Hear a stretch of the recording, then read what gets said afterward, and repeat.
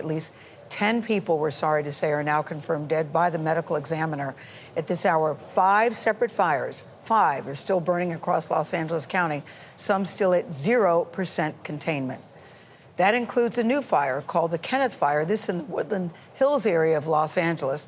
Now, that's just north of the county's largest fire in Pacific Palisades.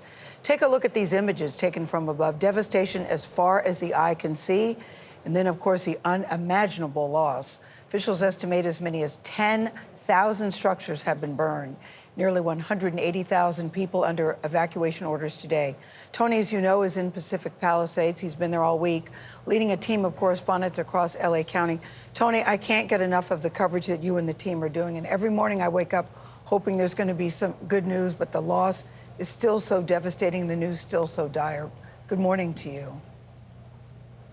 Gayle, good morning. There is some good news. We're going to get to it in a moment. But in this part of the Palisades, while the fire has moved on, that means the memories are starting to pour in as people come home, and they come home to what you see behind me. Really, all that's left is memories. The owner of the house in front of us where we're standing told us about 60 years of family history right here, a 4th of July parade that used to go back and go by every single year. The orange trees by the door that his father loved so much. And you got to think that behind every burned down entryway, there is another story like that and another all the way up and down these blocks. This is one of more than 5,000 homes and businesses damaged just in the Palisades alone. And the fire, as you mentioned, it's still burning, still just 6% contained, according to fire officials.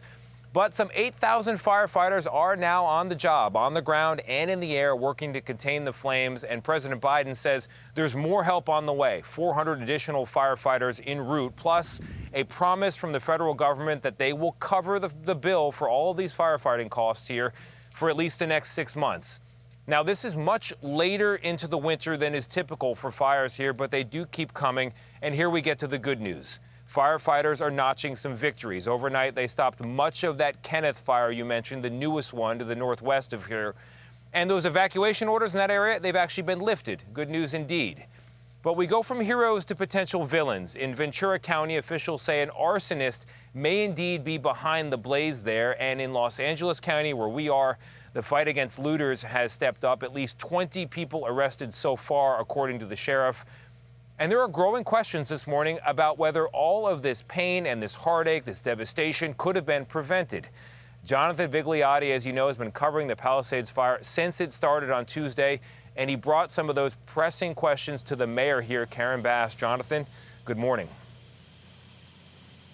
And good morning to you, Tony. Critics say the mayor should have led by example and never should have left the country. She left for Africa on Saturday after those dire wind warnings were already issued.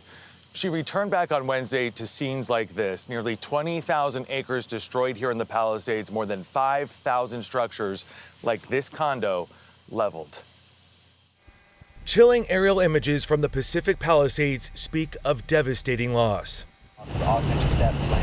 Since Tuesday, at least 70,000 people have been ordered to evacuate, including Malibu resident Alec Gellis, who took this dramatic video of his narrow escape. It was like a vortex of embers. There was no oxygen. I couldn't breathe. I barely even made it to my car. It's a wind gust that got up to over 90 miles an hour. I have not seen that in my 25-year career. And now questions are mounting over the city's response and whether it was prepared as the fire broke out.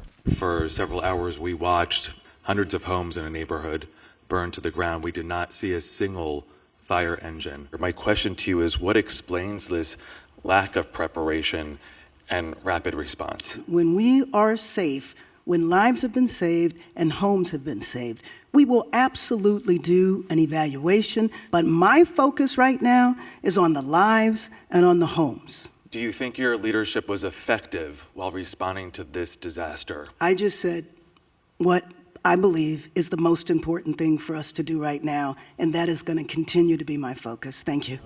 LA Mayor Karen Bass is also facing criticism over the $17.6 million reduction in the LA Fire Department's budget for 2025. Last month, LA Fire Chief Kristen Crowley warned that the cuts affect the ability to respond to large-scale emergencies such as wildfires. I had to make some tough decisions because of those budget cuts. And with that, we focused directly back on our core mission as a fire department and EMS provider. Mayor Bass defended the cuts. That we were in tough budgetary times, everybody knew that, but that the impact of our budget really did not impact what we've been going through over the last few days. And the wind event that fueled this disaster, incredibly rare. It happens about once every 3 to 5 years. We have had 3 of them in the last 3 months. The good news, the wind is starting to calm down, aerial attacks taking place, but now there's a new threat. The FAA saying a super scooper was grounded after it hit a drone. The wing was damaged. The FBI is now assisting using what they're calling aerial armor to stop drones from taking off, Tony. Another day, another problem with drones. Jonathan, thank you very much.